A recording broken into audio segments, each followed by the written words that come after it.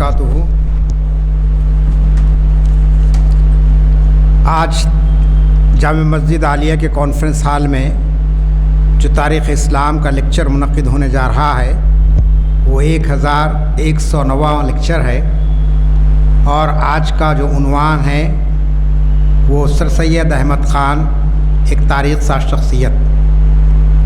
معزز سامعین، ہم جانتے ہیں کہ 17 اکتوبر یوم پیدائش ہے سر سید احمد خان کا، اور یوم پیدائش کے حوالے سے نہ صرف ہندوستان بلکہ دنیا کے مختلف ممالک میں ان کا یوم پیدائش بڑے ہی تذوق اور اہتمام سے منایا جاتا ہے۔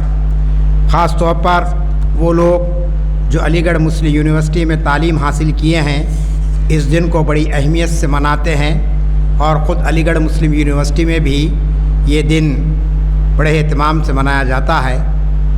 تو میں نے اسی مناسبت سے آج یہ عنوان رکھا ہے تاکہ ہمارے سامنے سر سید احمد خان کے وہ تاریخی کارنامے آ سکیں جس سے آج ہمارے بہت سے لوگ ناواقف ہیں۔ آپ جانتے ہیں کہ سر سید احمد خان کی جو پیدائش ہوئی، جیسا کہ میں نے کہا کہ 17 اکتوبر 1817 کو ان کی پیدائش ہوئی۔ دہلی میں وہ پیدا ہوئے، اور ان کے والد کا نام سید محمد متقی تھا اور والدہ کا نام عزیز النساء بیگم، اور ان کا انتقال ہوا 28 مارچ 1898 کو علی گڑھ میں، اور علی گڑھ میں جو اورینٹل کالج ہے اسی کی مسجد میں ان کو مدفون کیا گیا ہے۔ تو آپ دیکھتے ہیں کہ سر سید جن کو محسن قوم کہا جاتا ہے، انہوں نے بہت ہی غیر معمولی کارنامے انجام دیے ہیں۔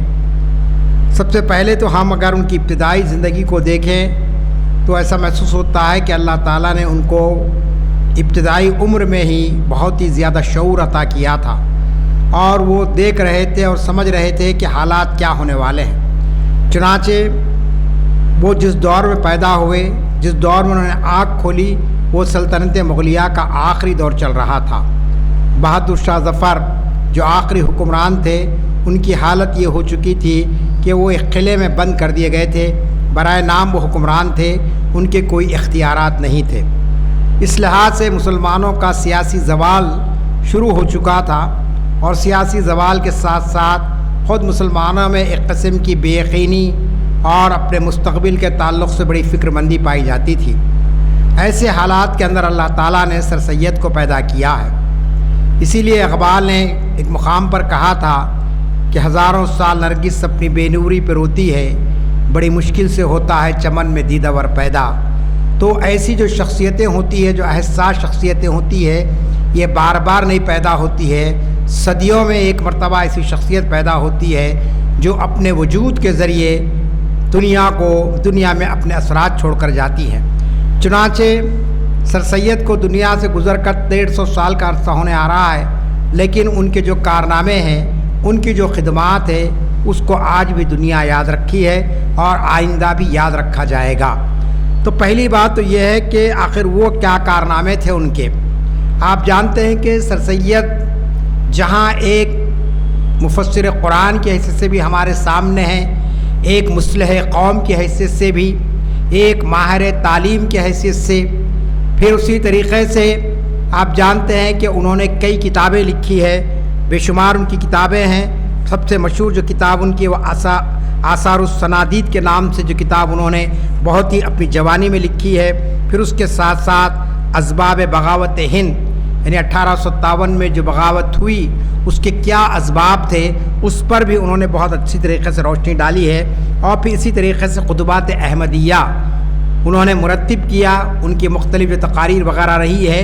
تو ان کے مطالعے سے جو ہمارے سامنے بات آتی ہے وہ یہ ہے کہ انہوں نے مختلف جہتوں پر کام کیا ہے۔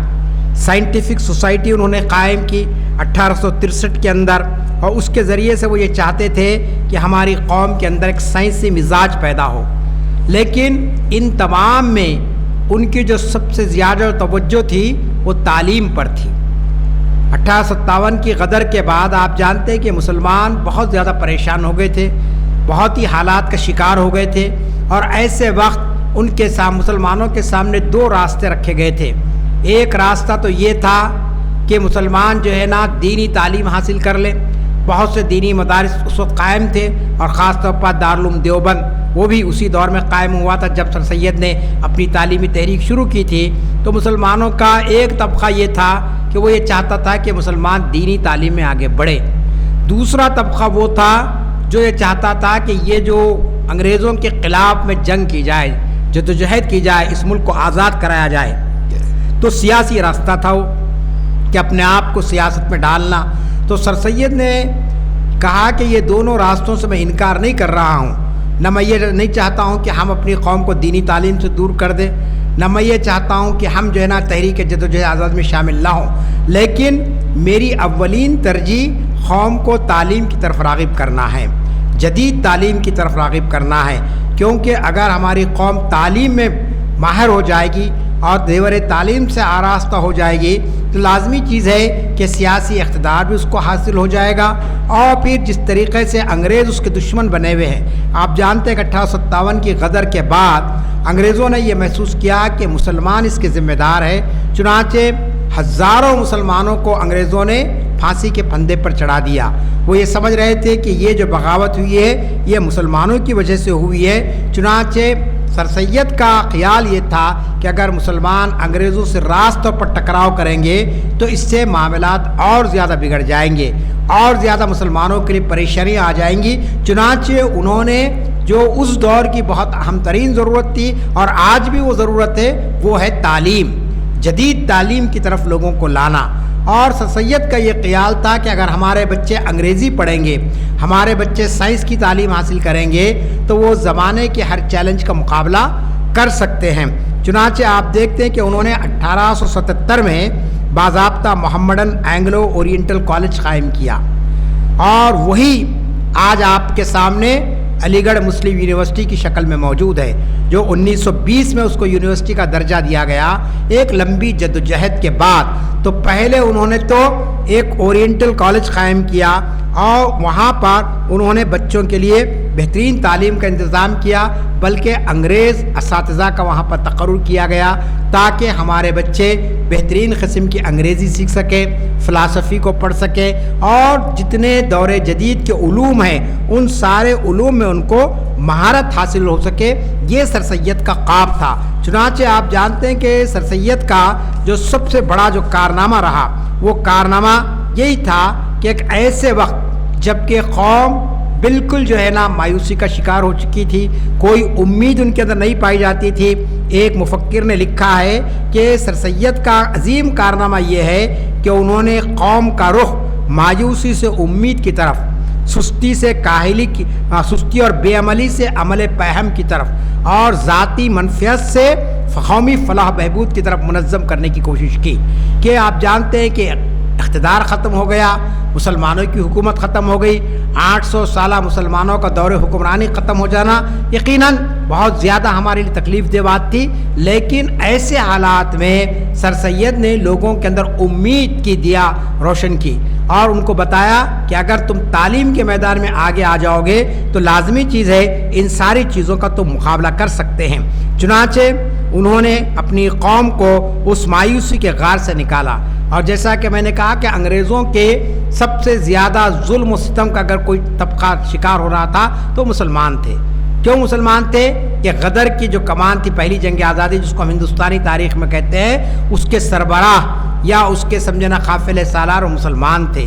لہٰذا انگریزوں نے یہ محسوس کیا کہ اگر مسلمانوں کو آزاد رکھا جائے گا اور ان کو جو ہے نا جو چاہے کرنے کی اجازت دی جائے گی تو لازمی چیز ہے کہ ہمارے اقتدار کو خطرہ ہو جائے گا۔ لہٰذا جہاں جہاں موقع ملا انہوں نے مسلمانوں پر ایسے مظالم ڈھائے کہ تقریباً آپ جانتے کہ 80,000 سے زائد علماء کو انگریزوں نے جو ہے نا پھانسی کے پھندے پر چڑھا دیا تاکہ خوف کا ماحول پیدا ہو جائے، لوگ جو ہے سو نکل کر نہ آئیں۔ تو ان حالات کے اندر ان کا جو موقف تھا وہ موقف یہی تھا کہ کسی طریقے سے لوگوں کے اندر تعلیم کے شعور کو بیدار کیا جائے، اور اس تعلیم کے شعور کو بیدار کرنے کے لیے آپ جانتے ہیں کہ سر سید نے لوگوں سے چندہ وصول کیا باضابطہ۔ پہلے تو وہ خود پوری دنیا کا خاص طور یورپ کے ممالک کا انہوں نے دورہ کیا. وہ برطانیہ کو گئے، آکسفورڈ یونیورسٹی کو گئے، کیمبرج یونیورسٹی کو گئے، اور انہوں نے دیکھا کہ یہ جو یورپی قومیں ہیں کس طریقے سے علم کے میدان میں آگے بڑھ رہی ہے، اور یہ جانے کے لیے ان کو اپنے گھر کے اسباب تک بیچ دینے پڑے ہیں. اب آپ غور کیجئے کہ قوم کو تعلیم کی طرف آگے لانے کے لیے کتنی بڑی قربانی انہوں نے دی ہے. مورخین نے لکھا کہ وہ اپنے اہلیہ کے زیورات تک بھی بیچ دیے تاکہ وہ جا کر دیکھے وہاں پر کہ آخر یہ جو انگریز قوم ہے کس طریقے سے فاتح بن کر آ رہی ہے اور کس طریقے سے حکومت کر رہی ہے. چنانچہ انہوں نے اپنے خطبات میں کئی جگہ پر لکھا ہے بات کہ میں نے جو مطالعہ کیا وہ یہی تھا کہ علم کی وجہ سے انہوں نے یہ ترقی حاصل کی ہے. چنانچہ اس بنیاد پر وہ قوم کے اندر تعلیمی شعور کو بیدار کیے، لیکن وہ یہ چاہتے تھے کہ تعلیم ایسی ہو کہ جیسا کہ ان کا بہت ہی مشہور قول ہے کہ ایک ہاتھ میں قرآن مجید ہو اور دوسرے ہاتھ میں سائنس ہو.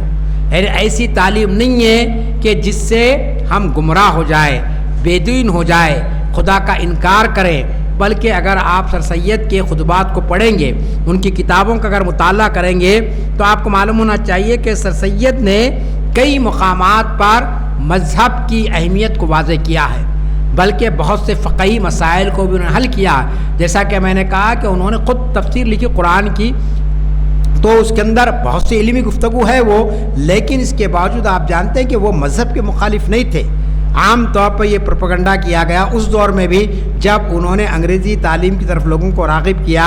تو آپ جانتے ہیں کہ اس دور کے وہ علماء جو وقت اور حالات کو نہیں سمجھ سکتے تھے، انہوں نے ان کو کفر کا فتویٰ دیا، کہا کہ سر سید کافر ہو گئے ہیں، وہ جو اسلام سے نکل گئے ہیں. لیکن بعد میں ان کو احساس ہوا.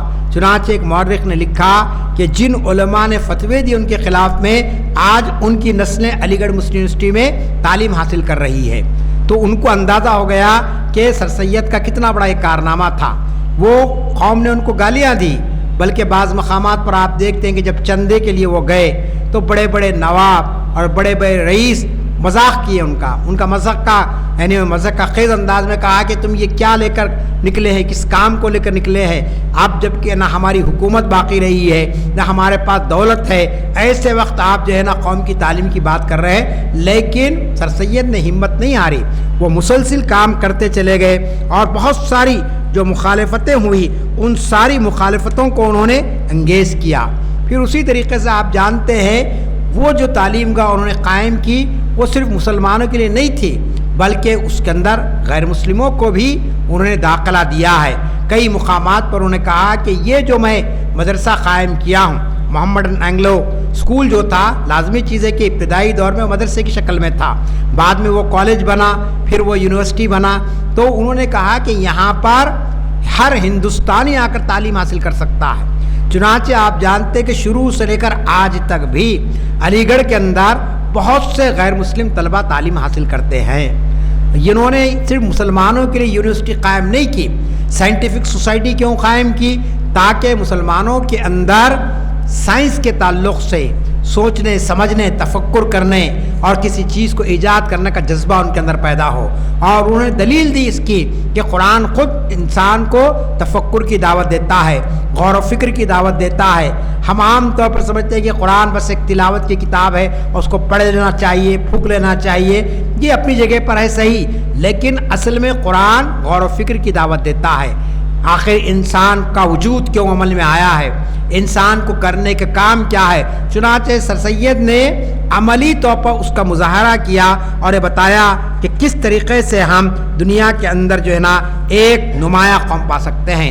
چنانچہ بہت سے مورخین نے اس بات کو تسلیم کیا کہ سر سید کا جو سب سے بڑا کارنامہ یہ تھا کہ انہوں نے جو قوم منصب حکمرانی پر فائز تھی اور اقتدار حکومت سے محروم کر دی گئی تھی اور اس کے بعد ذلت و رسوائی کا شکار ہو گئی تھی، اس قوم کے اندر انہوں نے جو ہے نا پھر ایک نئی زندگی کا جذبہ پیدا کیا.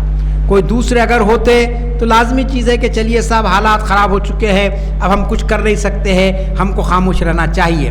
سر سید پر یہ بھی الزام لگا کہ وہ انگریزوں کے دوست بن گئے ہیں. انہوں نے کئی مقامات پر کہا کہ یقیناً میں دوست بنا ہوں انگریزوں کا، کیوں؟ تاکہ میری قوم کو اوپر اٹھا سکوں، ان کو آگے لا سکوں. کیونکہ سر سید یہ سمجھ چکے تھے کہ ایسے موقع پر جب کہ انگریز ایک بہت بڑی طاقت بن چکے ہیں ان سے مقابلہ اگر ہم کرنے کی کوشش کریں گے تو لازمی چیز ہے کہ ہم کو کامیابی نہیں مل سکتی ہے. بہتر ہے کہ ان سے کچھ مراحت حاصل کر لیے جائیں, ان سے کچھ سہولتیں حاصل کر لی جائیں. چنانچہ جیسا کہ میں نے کہا کہ انہوں نے اپنے تعلیم گاہوں میں انگریز پروفیسرز کا تقرر کیا, انگریز اساتذہ کا تقرر کیا اور کہا کہ آپ ہماری قوم کے بچوں کو انگریزی زبان سکھائیے, فلاں علوم ہم کو سکھائیے. تو سر سید کا کہنا یہی تھا کہ اگر ایسے کشمکش کے ماحول میں, جبکہ آپ جانتے ہیں کہ یہاں پر جو ہمارے دیگر برادران وطن تھے ان کے بھی جو ہوشیار قسم کے جو لوگ تھے, جو اعلیٰ دماغ کے لوگ تھے, وہ انگریزوں سے مل چکے تھے اور راہ و رسم کا اختیار کر چکے تھے, مراحت حاصل کر چکے تھے.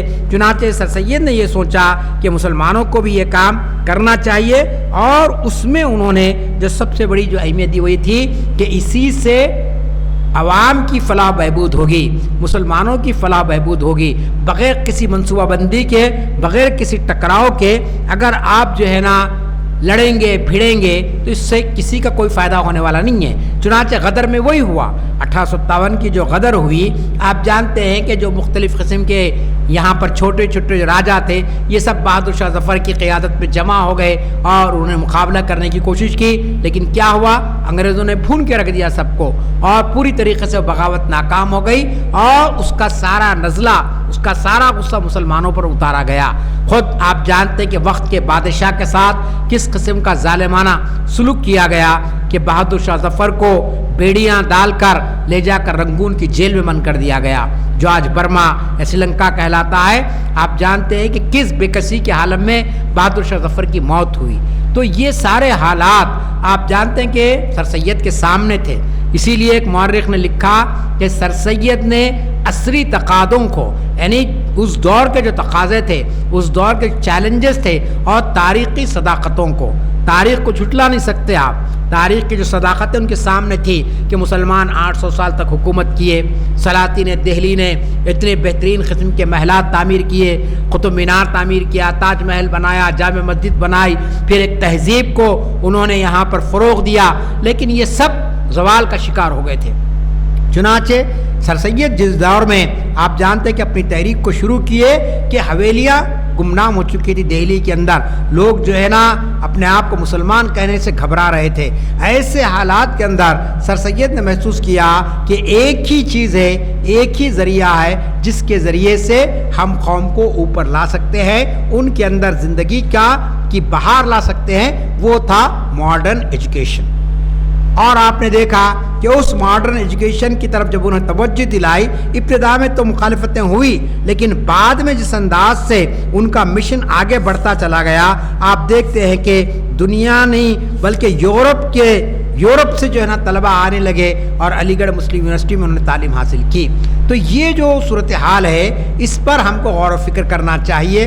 اگر ہم سر سید سے محبت کا دعویٰ کریں اور ایک سر سید ڈے منا لیں, جیسا عام طور پر ہماری علی گڑھ کی برادری, جیسا کہ میں نے کہا کہ 17 اکتوبر کو پوری دنیا کے اندر سر سید ڈے منایا جاتا ہے, اور سر سید ڈے کا ایک خاص ایونٹ اس کے اندر کیا ہے کہ وہ ہے اجتماعی ڈنر, کہ سب مل کر ڈنر کریں. ٹھیک ہے ڈنر کیجیے آپ, لیکن ڈنر کر کے سو جانا اور پھر بھول جانا سر سید کو, یہ ان کے ساتھ خراج عقیدت نہیں ہے, بلکہ سر سید نے جس مشن کو لے کر آگے بڑھا ہے اس مشن کو آگے بڑھانے کی ضرورت ہے. آپ جانتے ہیں کہ 150 سال پہلے سر سید نے اپنے مشن کا آغاز کیا تھا, آج 150 سال کے بعد آپ دیکھیے پھر مسلمان اسی مقام پر ہیں. آپ دیکھ لیجئے کہ مینوفیکچر کمیٹی کی رپورٹ ہمارے سامنے موجود ہے, 400 صفحات کی رپورٹ ہے. ہمارے سابق وزیر اعظم جو جہانی ہو چکے, دنیا سے گزر گئے ہیں, منموہن سنگھ, انہوں نے باضابطہ ایک کمیٹی وہ بنائی, سچر کمیٹی بنائی, جس کے سربراہ آپ جانتے ہیں کہ جسٹس راجندر سنگھ سچر تھے. اس کمیٹی نے پورے ہندوستان کا دورہ کیا اور دیکھا کہ مسلمانوں کی تعلیمی, سماجی, معاشی صورتحال کیا ہے. آپ سن کر تعجب کریں گے کہ سچر کمیٹی نے رپورٹ دی ہے کہ تعلیم کے شعبے میں ہندوستان میں جتنے طبقے ہیں, ریڈی, کما, برہمن, یادو, فلاں جتنے ہیں, آپ جانتے ہیں کہ کئی سو ہے یہ طبقے, تو یہ سب مسلمانوں سے آگے ہیں. تعلیم کے میدان میں، ماڈرن ایجوکیشن کے معاملے میں، سوائے ایک طبقہ جو نیو بدھسٹ ہے۔ نیو بدھسٹ کی آبادی کم ہے ہی نہیں، وہ بہت کم ہے، تو ان سے ہم اوپر ہیں۔ تب آپ بتائیے کہ 150 سال پہلے مسلمان تعلیم میں جس قدر پسماندہ تھے، آج بھی اسی قدر پسماندہ ہیں۔ تو ہم کو یہ چاہیے کہ ہم سر سید نے جو خواب دیکھا تھا، سر سید کا خواب کیا تھا؟ سر سید کا خواب یہ تھا کہ میری قوم کا کوئی بچہ جاہل اور گوار نہ رہے، میری قوم کا ہر بچہ جدید تعلیم کو حاصل کرے۔ اگر آپ بتائیے اس خواب کو اگر ہم لے کر چلتے سر سید کے، تو لازمی چیز ہے کہ پورے ہندوستان کے اندر کوئی مسلمان بچہ آپ کو ان پڑھ نظر نہیں آتا، کوئی مسلمان بچہ آپ کو ناخواندہ نظر نہیں آتا ہے۔ تو سر سید کو یا کسی بھی بڑی شخصیت کو خراج عقیدت پیش کرنا کا صحیح طریقہ کیا ہے کہ انہوں نے جو کام کیا ہے اس کام کو آپ آگے بڑھانے کی کوشش کریں۔ لازمی چیز ہے کہ تعلیم کا کام کبھی ختم ہونے والا نہیں ہے۔ سر سید کر کے چلے گئے، اس کے بعد اور لوگ کرے، آج کچھ لوگ کر رہے، پھر آئندہ بھی اس کی ضرورت باقی رہے گی، نسلیں آتی رہیں گی۔ اب آپ جانتے ہیں کہ سر سید نے تو محمڈن اینگلو انڈین کالج قائم کیا اور وہ جا کر علی گڑھ مسلم یونیورسٹی بن گیا، لیکن آج کیا مسلمان کوئی اور یونیورسٹی قائم کر سکے اپنے بلبوتے پر؟ تو آپ جانتے ہیں کہ وہ کام ہم نہیں کر سکے۔ ہم ایک صحیح ڈھنگ کا کالج قائم نہیں کر سکے، صحیح ڈھنگ کے ہم جو ہے نا کوئی انڈسٹری قائم نہیں کر سکے جس سے لوگوں کو روزگار مل سکے۔ لہٰذا ان محافل کا مقصد یہ نہیں ہے کہ صرف ہم کچھ واقعات کو سن لیں، بلکہ ہم یہ چاہتے ہیں کہ یہ جو نامور شخصیتیں تاریخ اسلام میں گزری ہے، تاریخ میں گزری ہے، ان سے ہم کچھ سبق حاصل کریں، ان سے بصیرت حاصل کریں۔ آپ جانتے ہیں کہ سر سید کے دور میں تو بڑی آزمائشیں تھیں، انگریزوں کا دور تھا، مسلمانوں کی یا پھر ہندوستانی کوئی حکومت تو تھی نہیں، یہاں پہ سارے ہندوستانی غلام کہلاتے تھے۔ ایسے حالات کے اندر سر سید نے تعلیم کا کام کیا۔ آج تو ہم جمہوریت میں ہیں اور ہم کو تو آزادی حاصل ہے، کون روک رہا آپ کو تعلیمی ادارے قائم کرنے سے؟ کون روک رہا آپ کو اپنے بچوں کو ماڈرن ایجوکیشن دینے سے؟ کون آپ کو پابندی لگا رہا کہ بھئی آپ یہ کورس بچے کو مت کرائیے؟ تو لہٰذا قوم کے رہبروں کی، قوم کے قائدین کی، قوم کے علماء کی اور قوم کے سمجھدار طبقے کی ذمہ داری ہے کہ وہ سر سید کا صرف نام نہ لے، صرف سر سید کے نام پر کوئی قصیدہ نہ پڑھے، سر سید کے یوم پیدائش پر جشن نہ منائے، بلکہ ان کے مشن کو لے کر آگے بڑھنے کی ہم کوشش کریں۔ تو لازمی چیز ہے ہمارے اندر بھی ایک تعلیمی انقلاب برپا ہو سکتا ہے۔ بہرحال موسم بڑا غیر یقینی ہے اور میں چاہتا ہوں کہ ہم لوگ بہرحال یہ آج کا لیکچر میں مختصر اسی لیے کیا تاکہ ہم اپنے گھروں کو پہنچ سکیں، کیونکہ بارش کے وقت ہے، کبھی بھی بارش ہو سکتی ہے، صبح سے یہ سلسلہ چل رہا ہے۔ تو بہرحال یہ محافل یہاں پر ہوتی ہے، موسم کی غیر یقینی کے باوجود آپ حضرات یہاں پر تشریف لائے ہیں۔ اللہ تعالیٰ اس کا آپ کو اجر عطا فرمائے، اور ہمارے منتظمین جو محنت کر رہے ہیں ان محافل کو ہفتے میں 3 محافل کا انعقاد عمل میں لانا کوئی معمولی بات نہیں ہے۔ تو اللہ تعالیٰ ان حضرات کو بھی اجر عظیم عطا فرمائے، جو ہماری محفلوں میں شریک ہوتے رہے، جو تعاون کرتے رہے، جو دنیا سے گزر گئے ہیں، اللہ تعالیٰ ان کو جو ہے نا روز آخرت اس کا بہترین اجر عطا فرمائے، اور ہم کو بھی توفیق دے کہ ہم ان محافل کو آگے بڑھانے کی کوشش کریں۔ رب اغفر وارحم وانت خیر الراحمین، وآخر دعوانا ان الحمد للہ رب العالمین۔